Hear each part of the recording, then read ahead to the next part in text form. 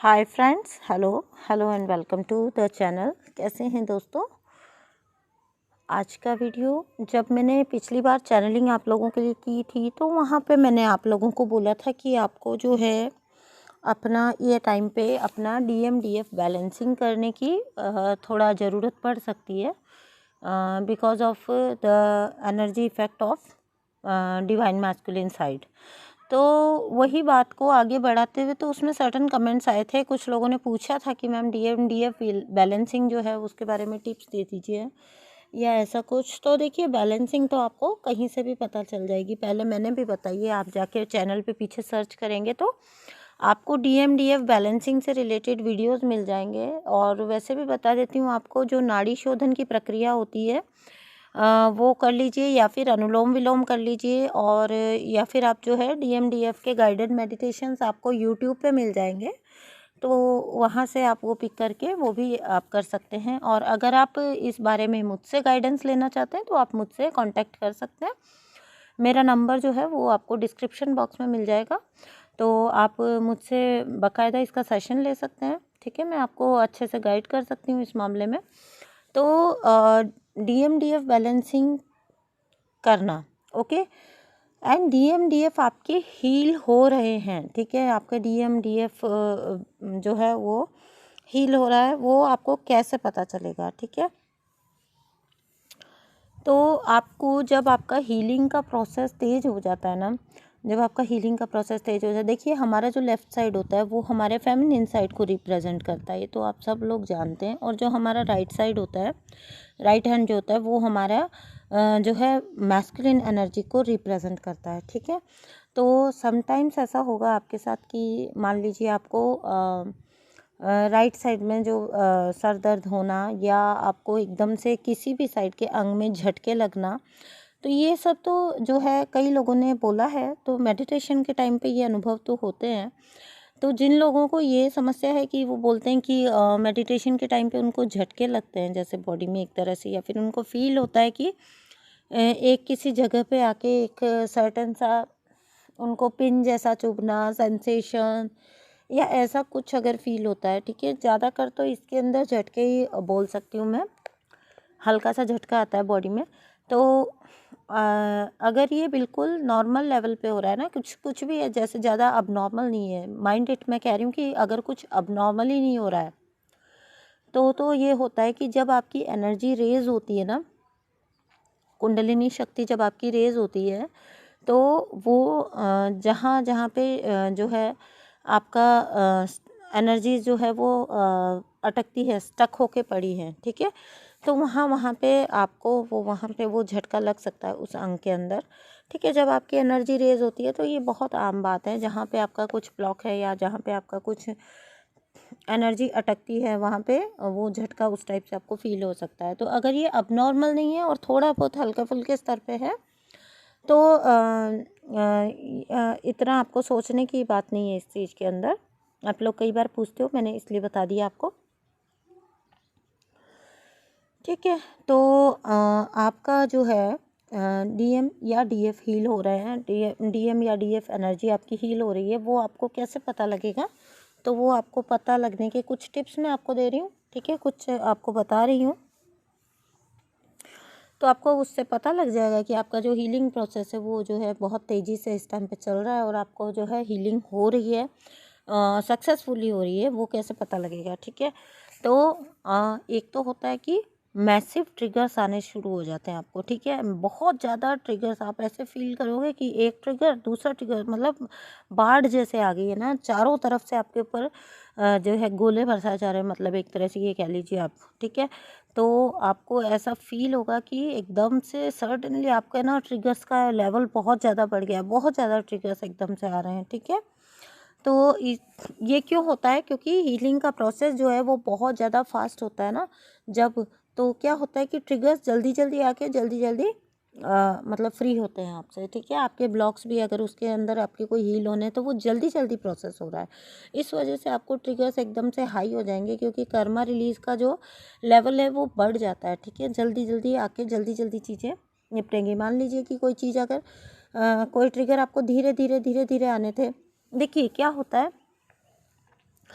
जो आपने एक कार्ड भी देखा होगा समटाइम्स ना, 10 ऑफ सॉर्ड्स का कार्ड होता है हमारा जो राइडर वेट में, तो उसके अंदर मतलब वो इतने अच्छे से इस चीज़ को रिप्रेजेंट करता है कि वहाँ पे आपको एक बंदा दिखाई देता है जिसका पूरी तरह से जो छलनी हो चुका है, जिसको तलवारें ही तलवारें लगी हुई हैं, सॉर्ड्स ही सॉर्ड्स लगी हुई हैं, और वो मतलब उसके आगे उसका और ज़्यादा कुछ कोलैप्स हो नहीं सकता। ठीक है, तो यही सेम प्रोसेस होता है आपका जो सोल शॉक कह लीजिए, या जो आपका डार्क नाइट ऑफ सोल आती है जब, तो वहाँ पे क्या होता है आपको कि आपका दुख उस स्तर का होता है कि देखिए छोटे छोटे दुख आते हैं ना, छोटे छोटे दुख आते हैं तो आप उनको सहते हैं, प्लस पीड़ा भी ज़्यादा होती है, प्लस टाइम भी ज़्यादा लगता है। ठीक है, और जब दुख आपको, कष्ट आपको एकदम से आ जाता है और उस लेवल का आ जाता है कि जिसके आगे फिर अब कुछ बर्बाद होने को बचा नहीं, ठीक है, तो आपको इसीलिए 10 ऑफ सॉर्ड्स का कार्ड अच्छा माना जाता है। समझ लीजिए आपको यूनिवर्स जो है वो शून्य कर रहे हैं, ठीक है, वो ख़त्म कर रहे हैं, वो स्पेस बना रहे हैं। हर चीज़ आपको ऐसे फील होती है जैसे कोलैप्स हो गया, सब कुछ कोलैप्स हो गया चारों तरफ, सब सब कुछ बर्बाद हो गया। आपकी जॉब चली जाएगी पुरानी, आपके पुराने रिलेशन आपको छोड़ के चले जाएंगे, आपके लाइफ से लोग रिमूव हो जाएंगे, और आपको समझ ही नहीं आएगा कि ये सब इतना उल्ट पलट क्यों हो रहा है।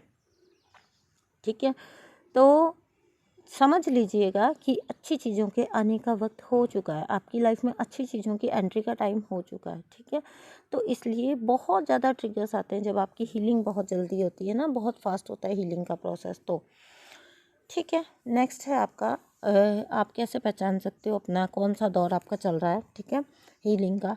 तो अगर आपकी हीलिंग अच्छे से हो रही है, या आपका मान लीजिए आप रेज हो रहे हैं, तो आपकी कॉन्शियसनेस रेज हो रही है, तो इसका एक सीधा सीधा साइन ये होता है कि अब आप पहले की तरह जितने मतलब पहले जैसे लोगों से रिलेट कर पाते थे, अब आप पाओगे कि आप अधिकतर लोगों से रिलेट नहीं कर पाते हो। ठीक है, अपने आसपास के माहौल से, अपने आसपास के लोगों से आप रिलेट नहीं कर पाते हो।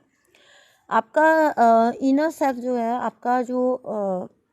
आपका इनर जो एक अंतरात्मा जो है वो आपको ऐसा फील होगा कि अपोज कर रही है। ठीक है, फेकनेस को, उनके लोगों की फेकनेस को, आसपास की सिचुएशंस में जो फेक लोग हैं, फेक सिचुएशंस हैं, उनको अपोज कर रही है। अंदर से एक आवाज़ आ रही है और आप उसको छुपा भी नहीं पाते हो। ठीक है, you become a type of rebel. ठीक है, you find a kind of strength to oppose. ठीक है, आप एक ऐसी स्ट्रेंथ आपके अंदर अपने आप ही बिल्डअप होने लग जाती कि आप सही को सही और गलत को गलत बोलना अपने आप ही स्टार्ट हो जाते हो। आपसे फिर वो चापलूसी वाले काम नहीं होते कि आप पीपल प्लीजिंग कर रहे हो, और जहाँ आपको पता भी है कि चीज़ें गलत चल रही है वहाँ पे भी आप है करके निकल रहे हो। ठीक है, जो कि ये 3D के लोग करते हैं, वो सब चीज़ें ना आप कर नहीं सकते हो, ये आपके लिए बना नहीं होता है। ठीक है, तो आपके लिए क्या है, आप अपने आप ही एक तरह से कह लीजिए कि एक रिबेल में कन्वर्ट होते जाते हो। ठीक है, रिबेल होना is never a bad thing, it's a good thing, क्योंकि एक रिबेल के अंदर ही वो ताकत होती है जो कि वो बोल सकता है कि क्या चीज़ सही है और क्या गलत है। ठीक है, वो क्लियरली अपने जो भी उसके थॉट्स हैं वो रख सकता है सामने। अदरवाइज़ हम देखेंगे कि बाकी लोग जो होते हैं, सोसाइटी में क्या चल रहा है, जो सामने वाला सुनना चाहता है लोग वही सुना रहे हैं दूसरे को। तो ये पीपल प्लीजिंग आपसे अब नहीं हो सकती। ठीक है, नेक्स्ट है फालतू, वही वाला पॉइंट है कि फालतू के जो कोई दोस्त होंगे आपको, अगर आपकी जॉब ऐसी है जो आपको ड्रेन कर रही है और आपको उससे आपका मतलब कुछ आप मेंटली, स्पिरिचुअली या किस टाइप से, मान लीजिए पैसा तो अर्न कर रहे हैं आप, लेकिन कहीं से आप ग्रो नहीं कर रहे हैं, तो उस टाइप की अगर आपकी जॉब है जो आपको ड्रेन कर रही है, ठीक है, या फिर आपकी लाइफ से कोई जो टॉक्सिक वाला रिलेशन होगा, जो बिल्कुल बहुत ज़्यादा टॉक्सिक रिलेशन होगा, जिसको शायद अब तक आप पहचान भी नहीं पा रहे थे। ठीक है, आप पाओगे कि इस तरह की सब चीज़ें, फालतू फेक दोस्त हो गए जो आपके जो गलत वाले रिलेशन हो गए, आपका गलत वाली चीज़ें हो गई, गलत आदतें हो गई, आपको आइडिया होगा कि धीरे धीरे वो अपने आप ही जो है रिमूव होते जा रहे हैं, आपकी लाइफ से धीरे धीरे दूर होते जा रहे हैं। ठीक है, आप ना जो अपनी स्टक एनर्जीज में रहते थे, जैसे मान लीजिए लोग क्या करते हैं ना, मान लीजिए देर रात तक आज दोस्तों के साथ पार्टी कर ली, अगले दिन ना उन्होंने रेजोल्यूशन लेना है कि नहीं नहीं मैं अब ऐसा नहीं करूँगा, बिल्कुल नहीं करूँगा, मेरा बहुत टाइम वेस्ट होता है, पैसा वेस्ट होता है। लेकिन फिर वही शाम आती है, फिर दोस्त का फ़ोन आ गया, फिर आप चल पड़े। ठीक है, तो आप क्या हो, आप एक लूप में हो, आप एक साइकिल में हो। ये मैंने एक सिर्फ आपको एग्जांपल दिया है। ठीक है, इसी तरह से रिलेशनशिप्स में होता है। आप आपको लगता है कि नाउ दिस इज़ इनफ ना, मेरे साथ काफ़ी कर चुका है ये बंदा या बंदी, काफ़ी कुछ हो चुका है मेरे साथ, now it's enough for me.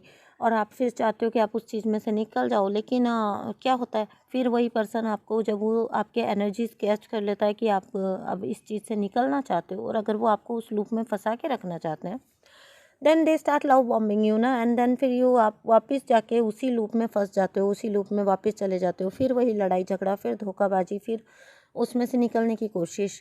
कई बार आप लोग मुझसे साइकिल को लेके, पैटर्न को लेके सवाल करते हो ना, यही हमारे पैटर्न्स होते हैं जिनको हमको पहचानना होता है। ठीक है, कोई चीज़ है जो एक साइकिल में चल रही है। ठीक है, रूठना मनाना, फिर वापस मना लेना, रूठना, फिर मनाना, फिर वापस जाना, फिर धोखा खाना, फिर वापस आना, मतलब फिर वापस निकलने का सोचना, लेकिन उसको जारी नहीं रख पाना, फिर वापस उसी रिलेशन में चले जाना।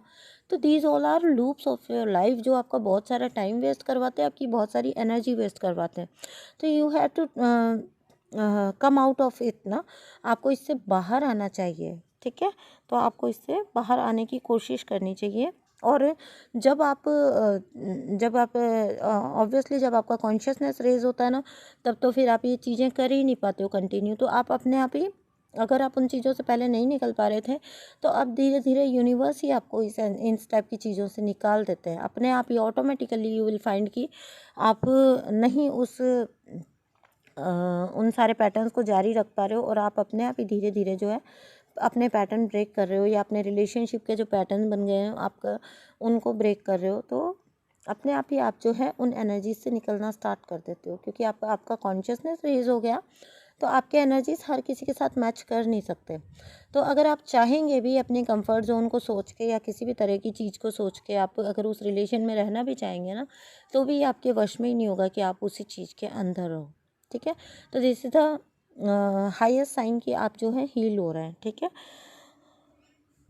ओके। तो अभी मुझे ऐसा लग रहा है कि जैसे ना ये वीडियो लंबा हो जाएगा, तो क्यों ना मैं इसको अगले वीडियो में जारी करती हूँ। ठीक है, सर्टेनली मेरे पास काफ़ी सारे पॉइंट्स हैं, आप बने रहिएगा वीडियो के साथ। ठीक है, नेक्स्ट वीडियो ज़रूर देखिएगा, और प्लीज़ वीडियोज़ को लाइक एंड शेयर करिए, और चैनल को सब्सक्राइब करिए। थैंक यू सो मच दोस्तों, बाय।